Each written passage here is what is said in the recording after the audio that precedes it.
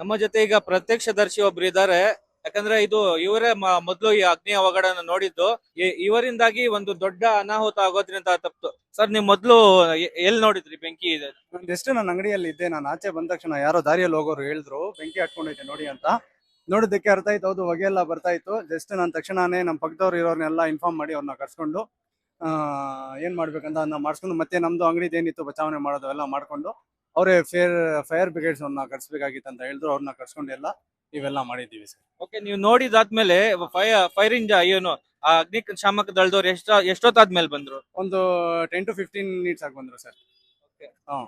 ಏನ್ ನಿಮ್ಗೆ ಎಕ್ಸಾಕ್ಟ್ ಕಾರಣ ಏನು ಅಂತ ಏನಾದ್ರು ಗೊತ್ತಾ ನಿಮ್ಗೆ? ಕಾರಣ ಅಂತೂ ಏನು ಹೇಳೋದಿರಲ್ಲ ಸರ್. ಏನೋ ಲೈನ್ಗಳು ಹೋಗಿದೆ, ಶಾರ್ಟ್ ಸರ್ಕ್ಯೂಟ್ ಏನಾನ ಆಗಿರ್ಬೋದು, ಅದು ಬೇರೆ ಸ್ಕ್ರಾಪ್ಗಳೈತೆ, ಅದರಿಂದ ಏನಾನ ಆಗಿರ್ಬೋದು ಸರ್. ಇದರಿಂದ ಯಾರಿಗೂ ಏನು ಪ್ರಾಣ ಹಾನಿ ಅಥವಾ ಗಾಯ ಆಗಿರೋದು ಏನು ಆಗಿಲ್ಲ? ಇಲ್ಲ ಇಲ್ಲ, ಆ ತರ ಏನಾಗಿಲ್ಲ, ಎಲ್ಲ ಸೇಫ್ ಆಗಿದ್ರು.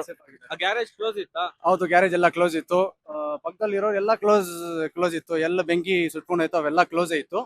ಪಕ್ಕದಲ್ಲಿ ನಾವು ಫರ್ನಿಚರ್ ಶಾಪ್ ಅವರು ನಮ್ ಓಪನ್ ಇತ್ತು. ಹೋಗೋರು ಯಾರು ಹೇಳಿದ್ರು ನಮ್ಗ, ಅಷ್ಟರಲ್ಲಿ ನಾವು ಎಲ್ಲರಿಗೂ ಇನ್ಫಾರ್ಮ್ ಮಾಡಿ ಕರ್ಸ್ಕೊಂಡಿರೋದು. ನೋಡಿದ್ರಲ್ಲ ಸ್ನೇಹಿತರೆ, ಒಂದು ಫರ್ನಿಚರ್ ಶಾಪ್ ಓಪನ್ ಇದ್ದ ಕಾರಣ ಇದು ಅಕ್ಕಪಕ್ಕ ಇರೋ ಅಂಗಡಿಗಳೆಲ್ಲ ಒಂದು ಬಚಾವ್ ಆಗಿರೋದು. ಇಲ್ಲಾಂದ್ರೆ ಇವರು ಸಹ ಕ್ಲೋಸ್ ಮಾಡಿದ್ರೆ ಇನ್ನೂ ಒಂದು ದೊಡ್ಡ ದುರಂತ ಸಂಭವಿಸೋ ಕಾರಣ